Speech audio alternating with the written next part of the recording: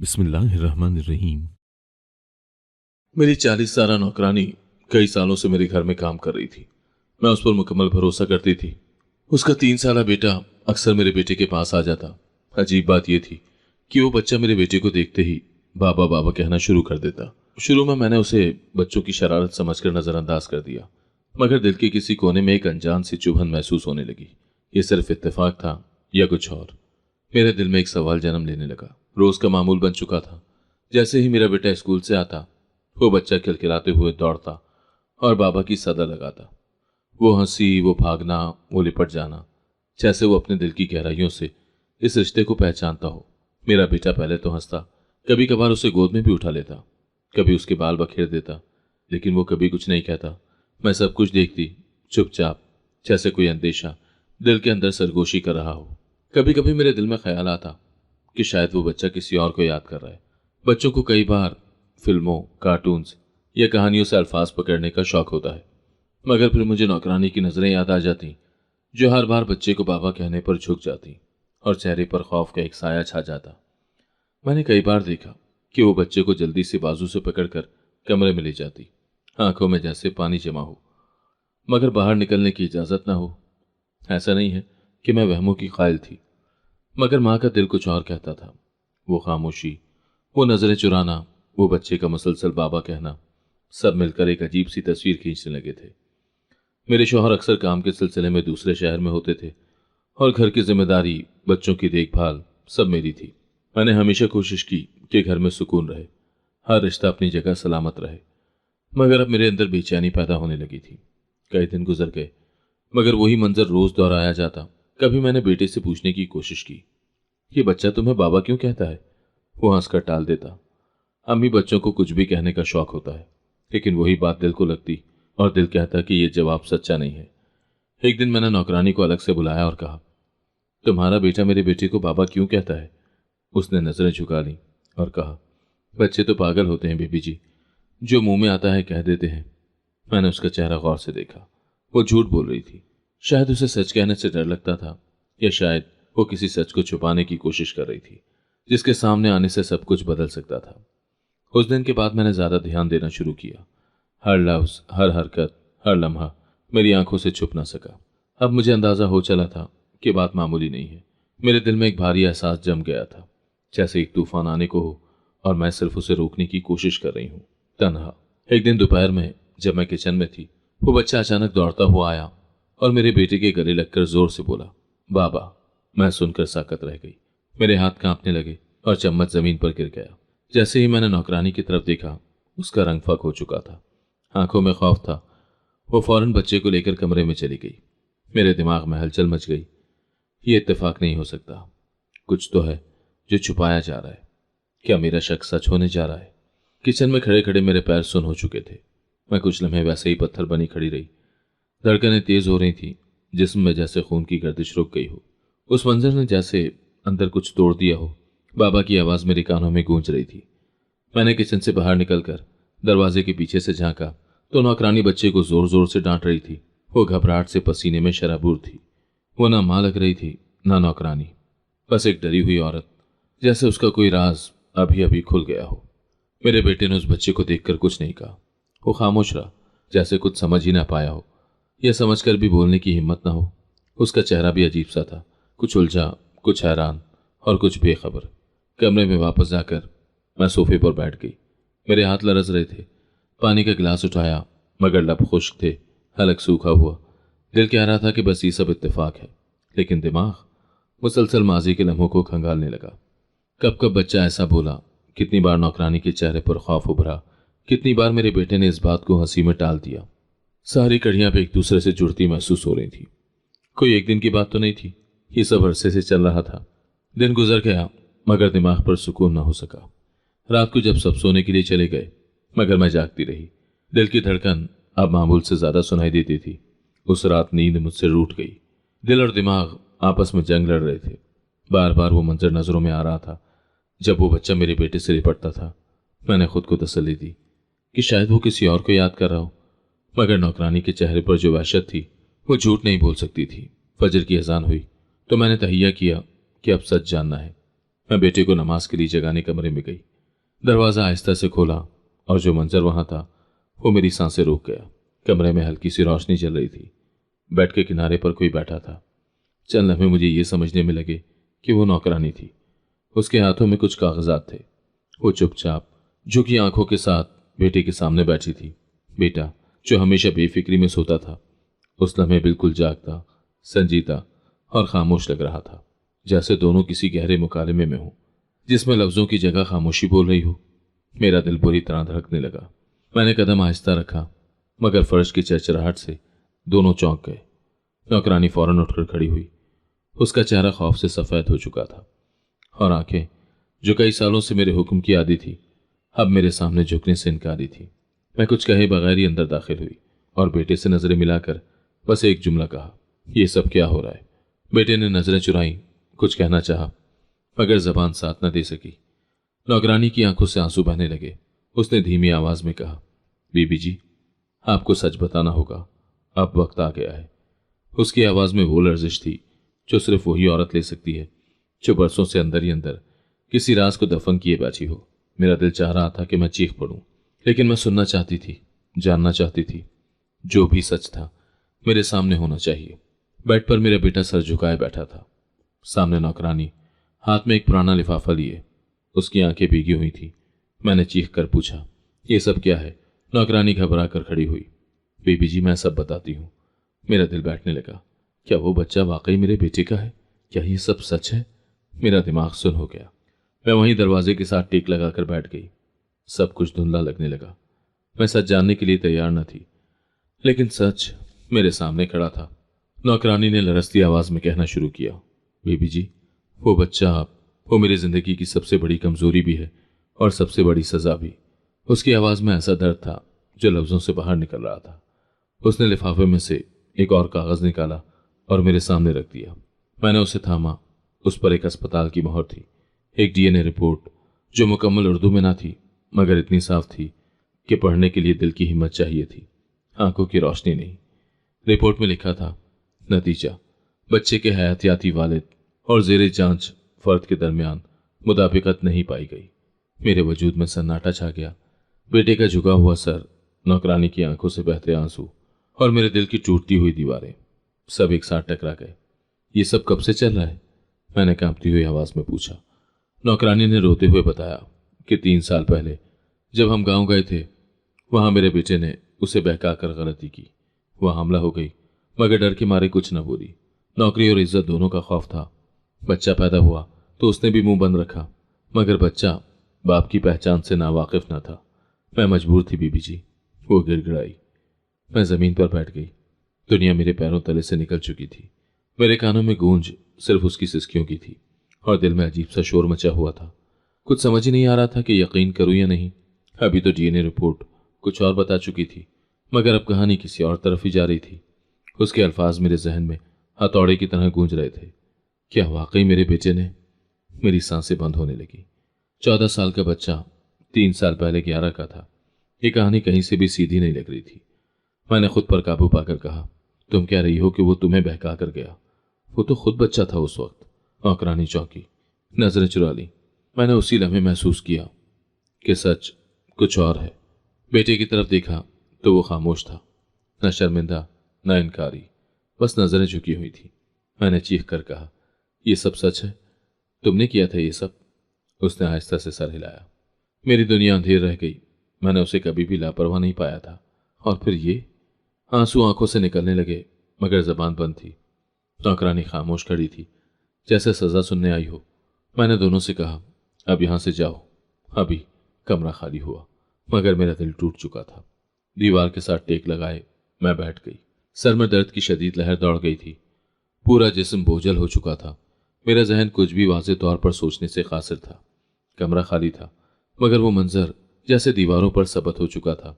बेटे की खामोशी, नौकरानी की झुकी नजरें और मेरे अल्फाज, अब यहां से जाओ। सब कुछ जैसे अंदर तक छलनी कर गया हो। कुछ देर के बाद हिम्मत जमा की तो मैंने खुद को बाथरूम में पाया। चेहरे पर ठंडा पानी डाला। आंखों में आंसू अब भी जमे हुए थे। आईने में अपनी शक्ल देखी। एक शिकस्त खुर्दा औरत नजर आई। मैं जो हमेशा सब कुछ काबू में रखती थी, आज मुकम्मल बिखर चुकी थी। मैंने दिले दिल में खुद से कहा कि नहीं, अभी खत्म नहीं हुआ। अगर मेरा बेटा वाकई सब में शामिल है तो मुझे उसे संभालना होगा, और अगर वो बेकसूर है तो मुझे सच का सामना करना होगा। शाम को घर में एक अजीब सा सुकून छा गया। बेटा अपने कमरे में था और नौकरानी के कमरे की लाइट भी बंद थी। मैंने बेटे से बात न करने का फैसला किया, कम से कम उस वक्त नहीं जब मेरे अंदर का तूफान थमा ना हो। मगर हर गुजरता लम्हा मुझे ये सोचने पर मजबूर कर रहा था कि क्या मैंने उससे सच्चाई सुनी, या वो सिर्फ मुझसे आंखें चुराने की कोशिश कर रहा था, और जो कुछ नौकरानी ने कहा वो मुकम्मल सच था या एक और कहानी। रात को जब सब सोने चले गए तो मैं खामोशी से नौकरानी के कमरे की तरफ गई। दरवाज़ा थोड़ा सा खुला हुआ था। वो अपने बेटे को गोद में लिए बैठी थी और आहिस्ता आहिस्ता कुछ गुनगुना रही थी। बच्चा सो चुका था। उसके चेहरे पर एक सुकून था, जैसे कुछ भी ना हुआ हो। और माँ, वो औरत जो दिन भर खौफजदा रही, अब सुकून से बेटे को थपक रही थी, जैसे कुछ भी गलत ना हुआ हो। मैं दरवाजे से पलट आई। ये मंजर मेरे लिए बहुत था। मेरे कदम अब किचन की तरफ मुड़ गए। एक कप चाय बनाकर मेज पर बैठ गई। चाय की भाप के साथ मेरी आंखों से आंसू बहने लगे। अब मुझे यह फैसला करना था कि आगे क्या होगा। क्या मैं अपने शौहर से ये सब कहूंगी? क्या बेटे से दोबारा बात करूंगी, या ये सब कुछ यूं ही दबने दूं? मगर दिल ने कहा नहीं, कुछ न कुछ तो करना ही होगा। सच का बोझ अकेला नहीं उठाया जा सकता। मुझे किसी और की सच्चाई भी जाननी थी, और शायद उसके बाद ही कोई रास्ता निकलता। नौकरानी ने सामान बांधा, बच्चा उठाया और दरवाजे पर खड़ी हो गई। मैंने एक नज़र उस मासूम बच्चे पर डाली।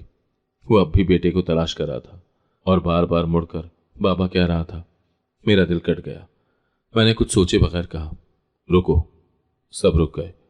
इस बच्चे का क्या कसूर है? मैं बोली। नौकरानी रोने लगी। आपकी मेहरबानी होगी अगर इसे इसके बाप का नाम दे दें, वरना यह भी जिल्लत का शिकार होगा जैसे मैं हुई। मैंने आंखें बंद की। फैसला बहुत बड़ा था। मेरे जहन में तूफान बरपा था। मैंने दोबारा आंखें खोली।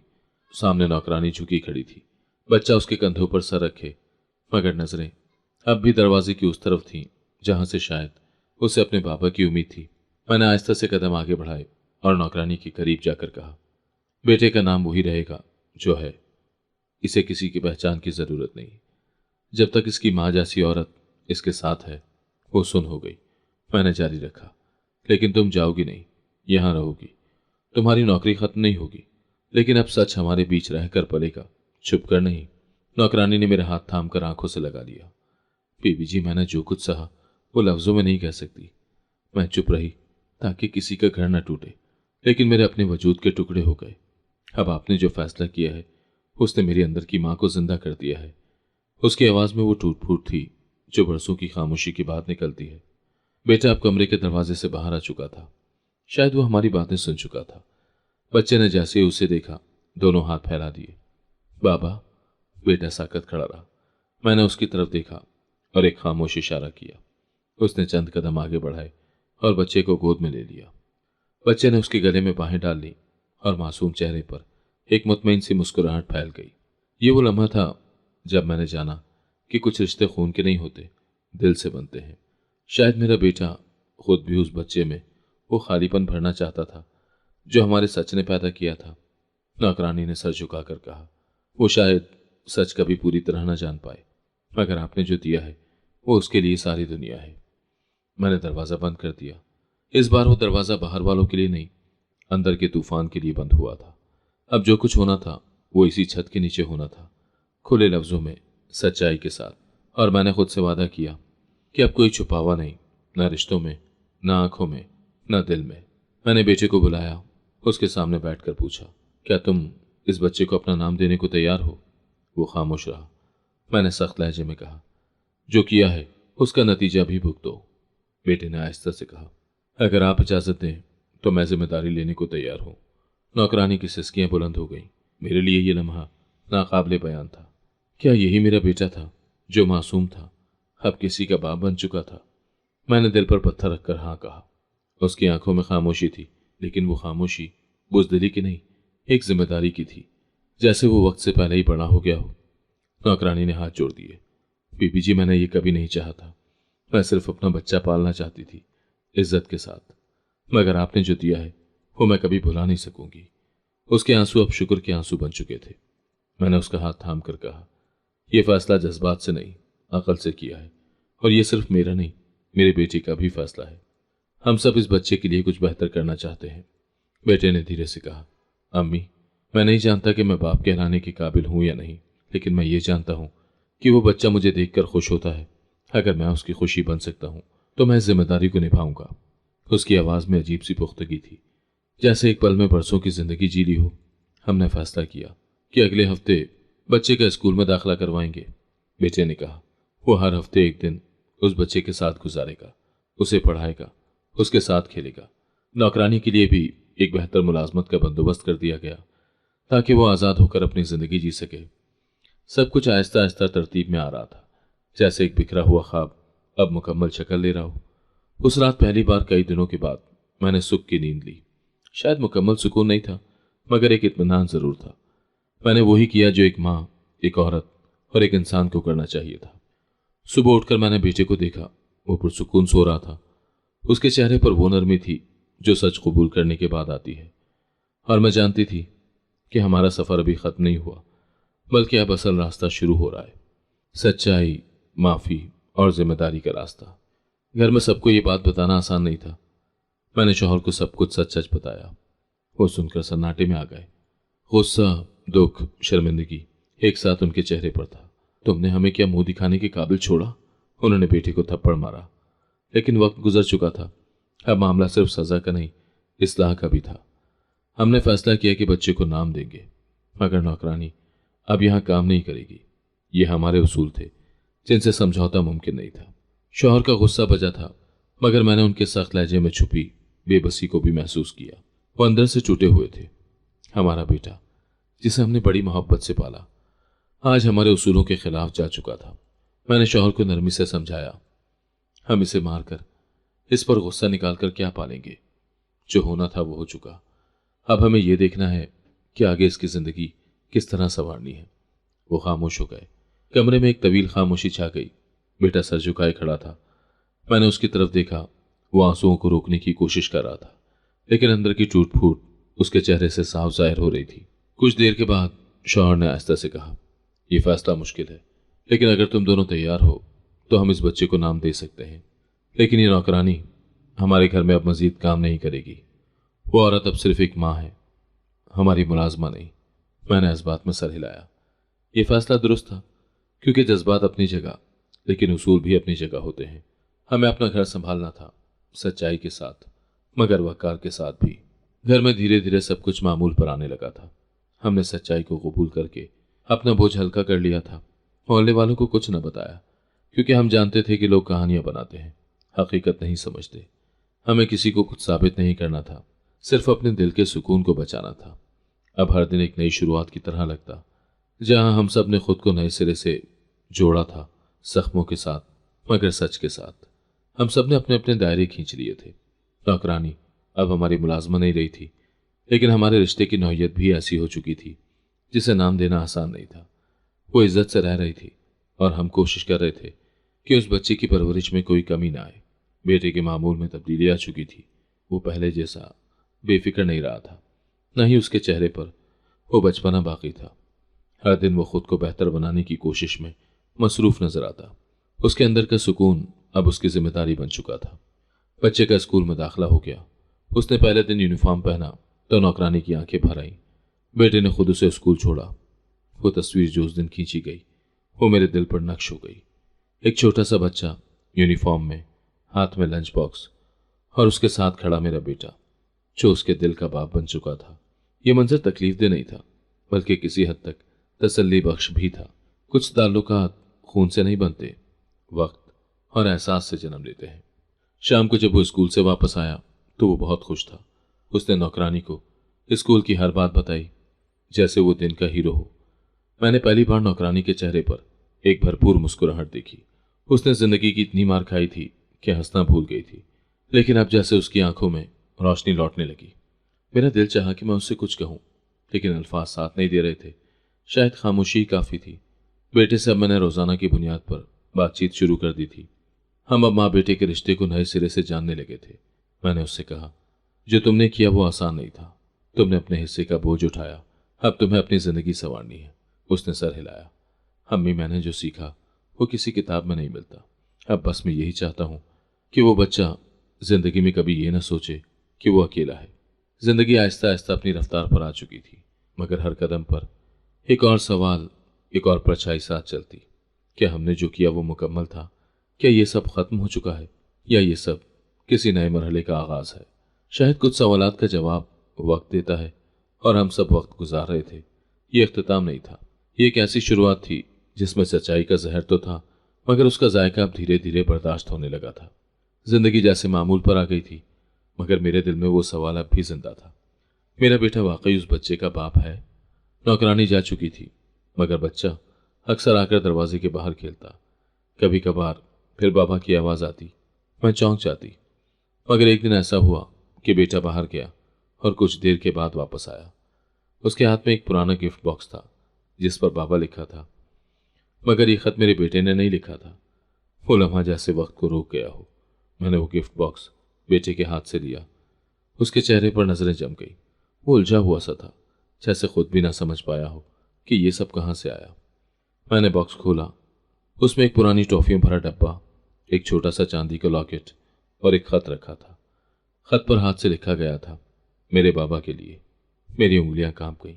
ये तहरीर बच्चे की थी, मगर खत के अंदर जो कुछ लिखा था वो किसी बच्चे की सोच से बहुत ऊपर था। खत में लिखा था, बाबा, अम्मी कहती हैं कि आप बहुत अच्छे इंसान हैं। वो रोती हैं, लेकिन कहती हैं कि आपका कसूर नहीं, किस्मत का कसूर है। जब मैं बड़ा हो जाऊंगा आप जैसा बनना चाहता हूं, क्योंकि अम्मी कहती हैं कि आप बहुत बहादुर हैं। मुझे नहीं मालूम कि आप मुझे क्यों नहीं अपनाते, लेकिन मैं फिर भी आपको याद करता हूं। अम्मी ने एक गिफ्ट रखा था कि जब आपको कभी सच पता चले तो आप ये संभाल लें। मैंने खत एक तरफ रखा और लॉकेट उठाया। उस पर एक हरूफ कुनिंदा था, आर। मेरे दिल में एक नाम गूंजा जो बरसों से दफन हो चुका था, रेहान। वो नौकरानी जब पहली बार काम पर आई थी कि उसका भाई रेहान एक जमाने में हमारे इलाके में काम करता था, फिर अचानक लापता हो गया। मैंने कभी ध्यान नहीं दिया, लेकिन अब सब कुछ जैसे वाजे होने लगा था। बेटा मेरे करीब आकर बोला, अम्मी, ये बॉक्स मुझे बाहर गेट के पास से मिला है।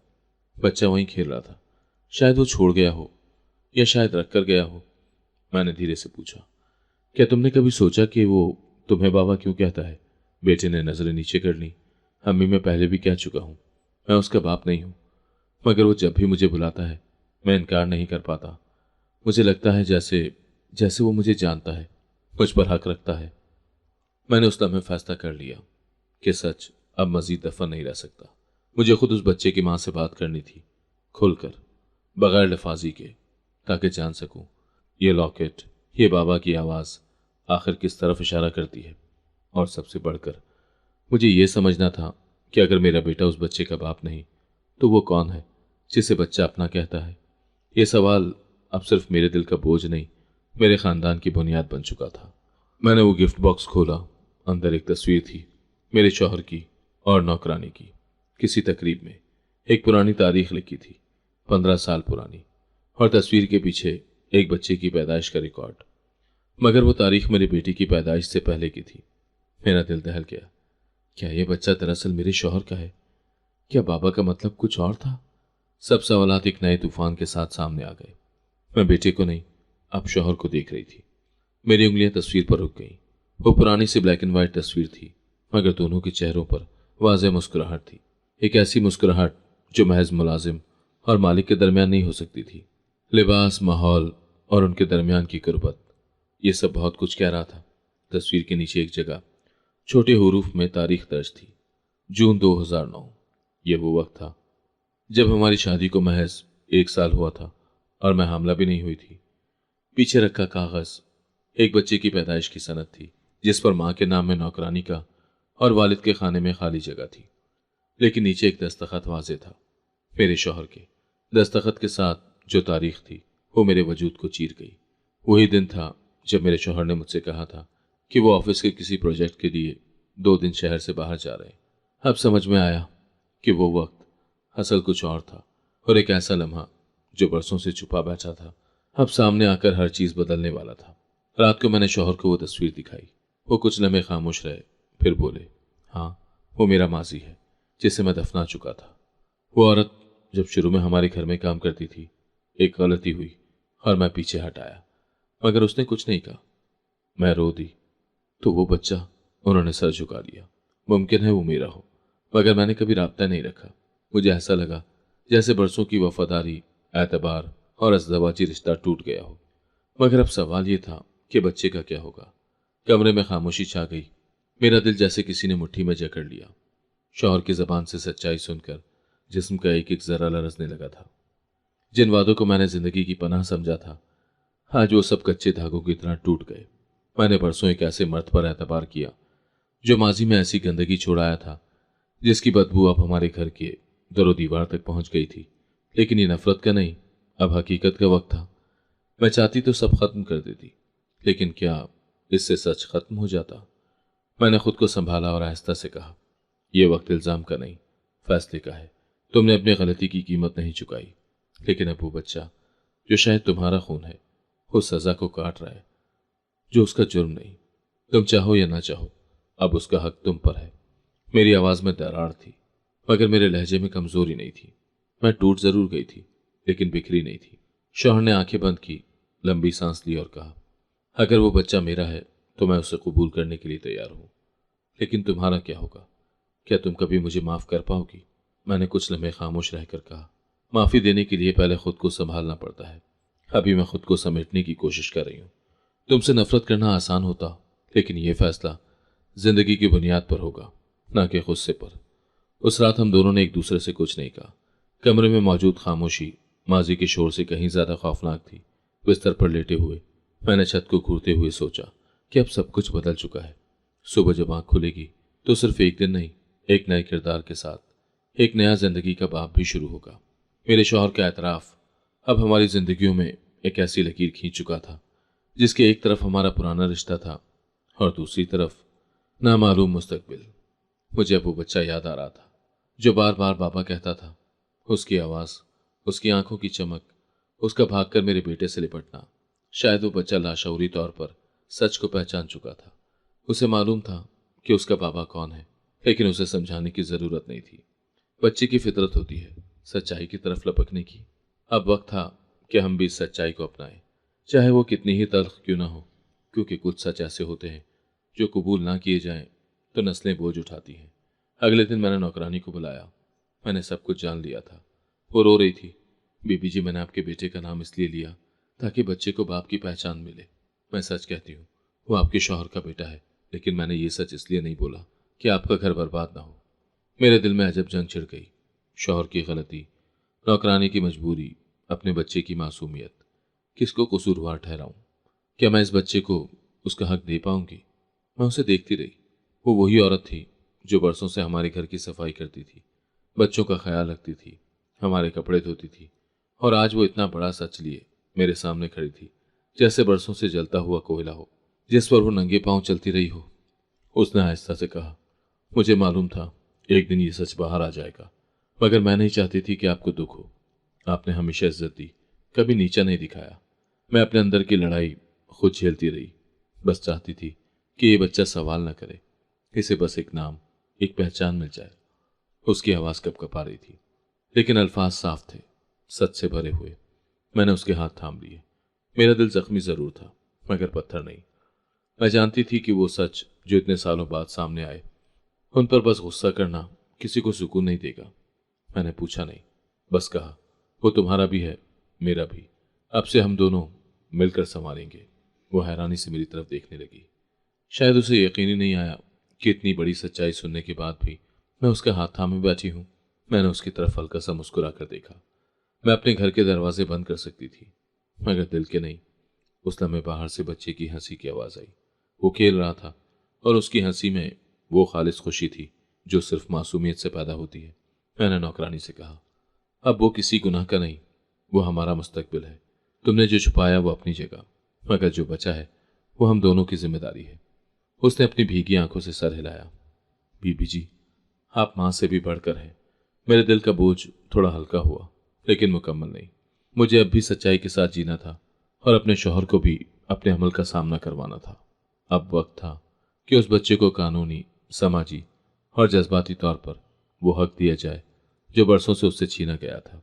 वो सिर्फ बाबा की पुकार नहीं, एक पहचान मांग रहा था, जो अब मैं खुद उसे दूंगी, मां बनकर, चाहे खून का रिश्ता हो या ना हो।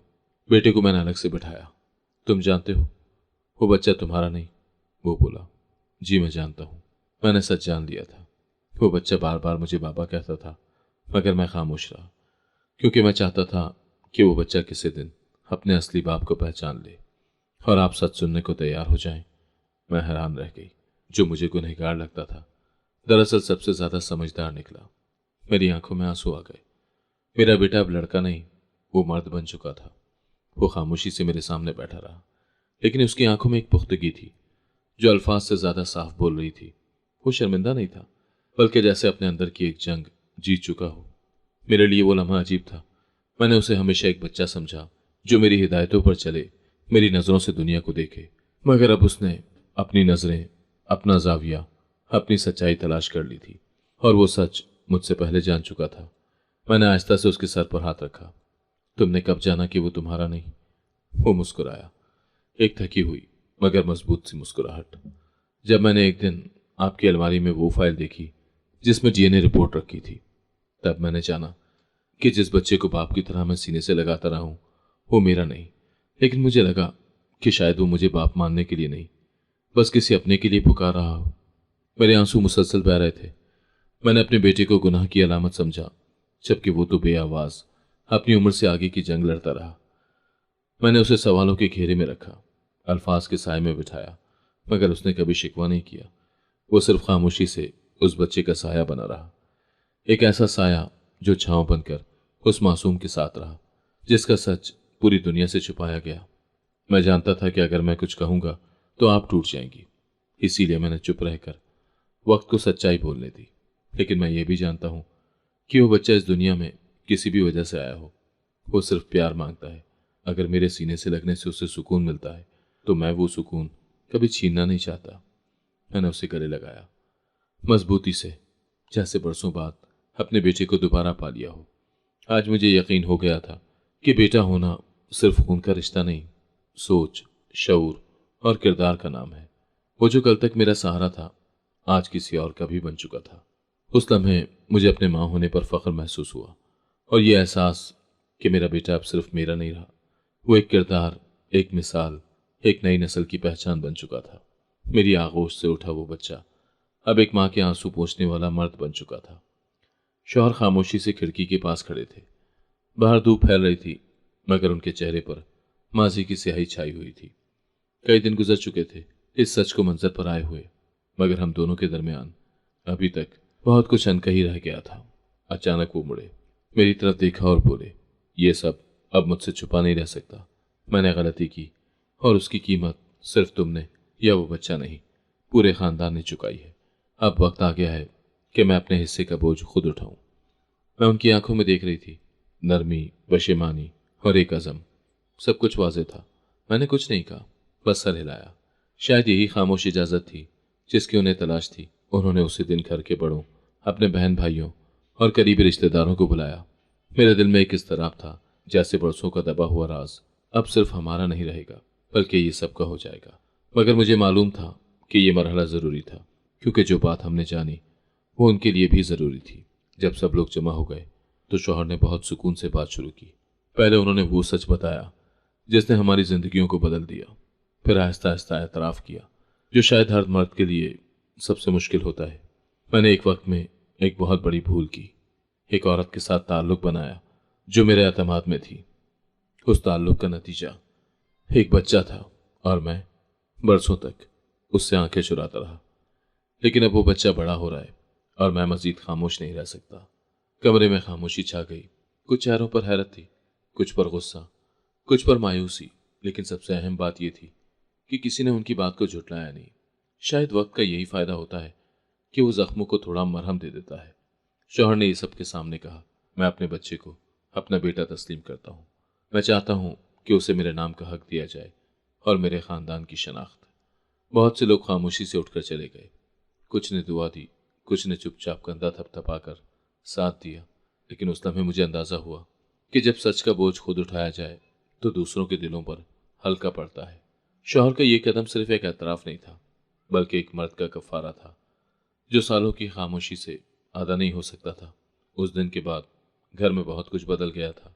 बातें कम हो गईं, नजरों में सवालात बाकी रहे, लेकिन हमने दिल में ये फैसला कर लिया कि सच्चाई को कभी पर्दे के पीछे नहीं छुपाएंगे। शौहर ने वो कदम उठाया था जिसने उनके अंदर की छुपी इंसानियत को जिंदा कर दिया। वो अब सिर्फ मेरे शौहर नहीं, एक बाप थे, दो बच्चों के, एक खून से, एक एतराफ से। घर में सच्चाई के आने के बाद खामोशी का एक तवील मौसम छा गया, लेकिन वो खामोशी जो पहले बोझ बन जाती थी अब हल्की लगने लगी थी। अब बात छुपी हुई नहीं थी, अब हर दिन नया था, एक नई शुरुआत जैसा। शौहर ने अपने वादे के मुताबिक नौकरानी और बच्चे के लिए अलहदा इज्जत और रिहाइश का इंतजाम किया। शहर के एक अच्छे इलाके में 2 कमरों का साफ सुथरा फ्लैट, जहां वो किसी के रहमो करम पर नहीं, अपनी मर्जी से इज्जत से जिंदगी गुजार सके। जब वो पहली बार उस फ्लैट में दाखिल हुई तो उसकी आंखों में हैरत और खुशी एक साथ थी। उसने कमरे की दीवारों को छू कर देखा, जैसे यकीन ना आ रहा हो कि ये सब उसका है। बीबी जी, ये ख्वाब जैसा लगता है, वो आहिस्ता से बोली। मैंने उसका हाथ थामा। ये ख्वाब नहीं, तुम्हारा हक है। बहुत सह लिया तुमने, अब वक्त है कि अपने बेटे को वो जिंदगी दो जो उसका इंतजार कर रही है। शनाख्त के मसले पर भी कदम उठाया गया। कानूनी कार्रवाई शुरू की गई ताकि बच्चे को शौहर के नाम पर कानूनी शनाख्त मिल सके। हम जानते थे कि यह अमल वक्त लेगा, मगर अब हम सब सब्र सीख चुके थे। नौकरानी ने भी खुद को बेहतर बनाने का फैसला किया। उसने सिलाई कढ़ाई का कोर्स ज्वाइन कर लिया ताकि वो अपने पैरों पर खुद खड़ी हो सके। शौहर हर महीने के पहले हफ्ते में खर्च का हिसाब देता और बेटा हफ्ते में एक बार बच्चे के साथ वक्त गुजारता। इस नए सेटअप ने सिर्फ उन दोनों की नहीं, हमारी जिंदगियों की भी तरतीब बदल दी थी। अब हम सच के साथ जी रहे थे, शर्मिंदगी के साथ नहीं। मुझे अंदर से सुकून मिलने लगा था कि मैंने किसी औरत का घर छीना नहीं, उसे वापस दिया है। और उस बच्चे की आंखों में जो चमक अब नजर आती थी, वो किसी भी माँ के लिए सबसे बड़ी दुआ थी। हम सब ने एक खामोश मुआहदा किया था, माजी को माजी रहने देना है और हाल में जीना है, न झुककर न झुकाते हुए, बल्कि एक दूसरे का हाथ थाम कर। नौकरानी अब नौकरानी नहीं रही थी, वो एक माँ थी जो इज्जत से जीने लगी थी। और वो बच्चा अब वो सिर्फ गलती का नतीजा नहीं था, बल्कि कई इंसानों की नीयत, कोशिश और कबूलियत का सबूत था। वक्त गुजरता गया, लेकिन कुछ रिश्ते वक्त से आज़ाद हो जाते हैं। मेरा बेटा जो पहले महज हमदर्दी में उस बच्चे के करीब गया था, अब दिल से उससे जुड़ चुका था। हर इतवार वो बच्चे को अपने साथ बाहर ले जाता, कभी पार्क, कभी लाइब्रेरी, कभी आइसक्रीम खिलाने। दोनों की केमिस्ट्री ऐसी बन गई थी जो लफ्जों से बयान नहीं की जा सकती थी। बच्चा अब भी उसे बाबा कहता था और मेरा बेटा इस लफ्ज पर चौंकता नहीं था, बल्कि उसकी मुस्कुराहट गहरी हो जाती थी। एक दिन मैंने उन दोनों को सोफे पर बैठे देखा। बच्चा मेरे बेटे की गोद में बैठा कहानियों की किताब सुन रहा था और बेटा बड़े तहम्मुल से हर सफ़ा पढ़कर दिखा रहा था, जैसे ये लम्हा उसे किसी और दुनिया में ले जा रहा हो। उस दिन मैंने ये सोचा कि वो रिश्ता नहीं होता जो कागज़ों पर हो, रिश्ता वो होता है जो दिल से जुड़ जाए। वो दोनों एक दूसरे के लिए वो बन चुके थे जो किस्मत से नहीं, एहसास से मिलता है। बेटी की शख्सियत में एक नरमी आ चुकी थी, पहले से ज्यादा मुतवाजिन, जिम्मेदार और खुददार हो गया था। उसकी बातों में वजन था, उसके फैसलों में फहम और रवैये में एक मेहरबानी जो पहले कभी न थी। मुझे याद है एक दिन मैंने उससे कहा, तुम इसे अपना समझते हो ना? फिर आहिस्ता से बोला, जी, शायद इसलिए कि वो मुझे अपना समझता है। जब वो मुझे बाबा कहता है तो मैं खुद को बेहतर इंसान महसूस करता हूँ। बच्चे की माँ भी इस बदलाव को महसूस कर रही थी। एक दिन वो आई, मेरे सामने बैठी और कहा, बीबी जी, वो अब मेरे साथ कम और आपकी बेटी के साथ ज्यादा जुड़ा हुआ है। मैं बुरा नहीं मनाती, क्योंकि वो खुश है। उसकी आंखों में कोई हसद, कोई शिकवा न था, सिर्फ एक माँ की तशक्कुर भरी झलक थी जो अपने बच्चे की मुस्कुराहट के लिए सब कुछ कुर्बान कर सकती थी। इस ताल्लुक ने हम सबको बदल कर रख दिया था। अब हम सब अपने अपने दायरे में उस बच्चे के गिर्द घूमते थे। शौहर भी कभी कभार उससे मिलने चले जाते। उसकी कामयाबियां हमारे फख्र का हिस्सा बनने लगी थी। उसकी छोटी छोटी बातें, जैसे स्कूल में पहला इनाम या साइकिल चलाना सीखना, हमारे घर में खुशी लेकर आती। बेटा हर रात उस बच्चे की तस्वीर देखता और उसके सवालों का जवाब अगले दिन देने के लिए तैयारी करता। वो सिर्फ एक भाई या सरपरस्त नहीं रहा था, वो उस बच्चे के दिल का बाबा बन चुका था। एक ऐसा बाबा जो खून से नहीं मगर खुलूस से जुड़ा था। और वो बच्चा जो किसी के माजी की निशानी था, अब हमारे मुस्तकबिल की उम्मीद बन चुका था। वक्त सबसे बड़ा मरहम होता है। वो जख्मों पर हल्के हाथ रखता है और आहिस्ता आहिस्ता उनके दर्द को याद में बदल देता है। वो जख्म जो पहले खंजरों जैसे लगते थे, अब धुंधली पुरानी कहानी बन चुके थे। खानदान में सब जान चुके थे। पहले पहले चंद लोग इज्तनाब बरतते रहे, कुछ रिश्ते सर्द हो गए, मगर वक्त के साथ सबने समझ लिया कि सच है, चाहे जितना भी कड़वा हो, झूठ के आराम से कहीं बेहतर होता है। सबको अंदाजा हो गया था कि हमने जो कुछ किया वो सिर्फ अपना घर बचाने के लिए नहीं, एक मासूम की जिंदगी संवारने के लिए किया। कुछ रिश्तेदार जो पहले हमें शक से देखते थे, अब हमारे फैसले की तारीफ करते। वो कहते, हिम्मत का काम था ये सब संभालना। हम होते तो शायद पर्दा डालकर खामोशी से दब जाते, मगर तुम लोगों ने सच का सामना किया और सबके सामने सर उठाकर खड़े हुए। मेरी नंद जो कभी छोटे छोटे मामलों पर भी बहस छेड़ देती थी, एक दिन मुझे किचन में मिली और बोली, बाजी, हमने आपको बहुत सख्त नजरों से देखा, लेकिन आज लगता है कि जो कुछ आपने किया वही सबसे दुरुस्त रास्ता था। अगर आप झूठ छुपा लेती तो शायद घर बच जाता, लेकिन जमीर मर जाता। मैं उसकी बात सुनकर मुस्कुरा दी। ये मुस्कुराहट एक माँ की थी, जिसने अपने बेटे, अपने शौहर और एक बच्चे, तीनों को एक नई पहचान दी। मेरे शौहर भी अब पहले जैसे नहीं रहे थे। वो ज्यादा खामोश रहने लगे थे, मगर उनकी आंखों में एक सुकून था। एक दिन जब वो बच्चे को स्कूल लेकर गए तो वापसी पर मुझसे कहने लगे, मैंने बहुत कुछ खो दिया, मगर शायद ये बच्चा मेरे माजी की तलाफी है। वो मुझे माफ नहीं कर सकता, लेकिन मैं खुद को उसके चेहरे पर हंसी देखकर माफ करने की कोशिश करता हूँ। बेटा अब मुकम्मल तौर पर उस बच्चे के साथ जुड़ा हुआ था। वो उसे सिर्फ वक्त नहीं, एहसास देता था। उन दोनों का रिश्ता लफ्ज बाबा के दायरे से निकलकर दिल की गहराइयों में उतर चुका था। अब वो बच्चा जब बाबा कहता तो उस लफ्ज में सवाल नहीं, यकीन होता। खानदान के बच्चे भी अब उसे अपना भाई मानते थे। मेल जोल, तकरीबात, वो सब में शामिल होता। किसी ने अब उसे नौकरानी का बेटा नहीं कहा, बल्कि हम सब का कहने लगे। वो एक खामोश इनकलाब था जो सच्चाई से जीता गया, जिसने हमें यह सिखाया कि माफी देना कमजोरी नहीं, बल्कि ताकत है जो रिश्तों को बचा लेती है। हम सब ने यह सीखा कि सुकून सिर्फ खूबसूरत घरों, ऊंची बातों या पुराने नामों में नहीं होता। सुकून सच में होता है, चाहे वो कितना भी तल्ख हो। और सबसे बढ़कर सुकून तब मिलता है जब इंसान दिल से माफ करे, खुद को भी, दूसरों को भी। और शायद यही जिंदगी है, सच्चाई के साथ जीने का फन। जिंदगी अपनी मुकम्मल शक्ल में कभी साफ और सीधी नहीं होती। वो मोड़ देती है, धुन में लपेटती है और फिर वहीं ले आती है जहां इंसान खुद को सबसे ज्यादा छुपाता है। हमारे घर की दीवारों ने चीखें भी सुनी थी, सच का बोझ भी और खामोश आंसू भी, लेकिन अब वही दीवारें सुकून से सांस लेती थी। बच्चा जो कभी एक भूल की अलामत समझा गया, अब हमारे घर का सबसे कीमती फर्द बन चुका था। उसकी आंखों में अब मासूमियत के साथ साथ एतमाद भी था। वो जानता था कि वो अकेला नहीं है। उसे माँ मिली, बाप का नाम भी, और सबसे बढ़कर एक ऐसा रिश्ता जो उसने खुद चुना था, मेरे बेटे का, जो उसके लिए सिर्फ बाबा ही नहीं, उसकी दुनिया का मरकज बन चुका था। वो लफ्ज जो कभी एक तूफान का सबब थे, अब हमारे लिए उम्मीद बन चुके थे। हर इतवार जब वो बच्चा घर आता, पूरा माहौल बदल जाता। मैं उसके लिए खास खाना बनवाती, शौहर उसे कंधे पर उठाते, और मेरा बेटा, वो तो उसके साथ ऐसा वक्त गुजारता जैसे दुनिया का हर लम्हा उसके साथ ही जीना है। वो उसे स्कूल के होमवर्क में मदद देता, कहानियां सुनाता और सोने से पहले उसके गाल पर एक बोसा जरूर देता। ये सब देखते हुए मेरी आंखों में बेअख्तियार नमी आ जाती, मगर वो आंसू अब दुख के नहीं, शुक्र के थे। हमने उस बच्चे को सिर्फ कबूल नहीं किया, बल्कि उसे वो इज्जत दी जो हर इंसान का हक है। हमने ये सीखा कि एक गलती, चाहे जितनी भी बड़ी हो, अगर नीयत सच्ची हो तो उसे संवारा जा सकता है। मेरे शौहर ने अपने माजी का एतराफ़ किया, मेरे बेटे ने जिम्मेदारी का मुजाहरा किया, और मैंने एक माँ होने के नाते अपने दिल के जख्मों पर मरहम रखना सीखा। हमारी कहानी में मुजरिम भी थे, मजलूम भी, और फैसले भी, लेकिन सबसे अहम किरदार वो मासूम बच्चा था जिसने हम सबको बदल कर रख दिया, जिसकी बाबा कह देने की सादा सी पुकार ने हमें हमारे सच के सामने ला खड़ा किया। वो लफ्ज जो इब्तिदा में हमें डरा देता था, अब वही लफ्ज हमारे दिल को सुकून देता था। और आज, बरसों के बाद, जब हम एक तस्वीर खिंचवाने के लिए एक साथ खड़े थे, मैं, मेरा शौहर, मेरा बेटा, नौकरानी और वो बच्चा, तो मुझे एहसास हुआ कि जिंदगी ने हमें वो दिया जो शायद हम कभी मांग ही नहीं सके थे।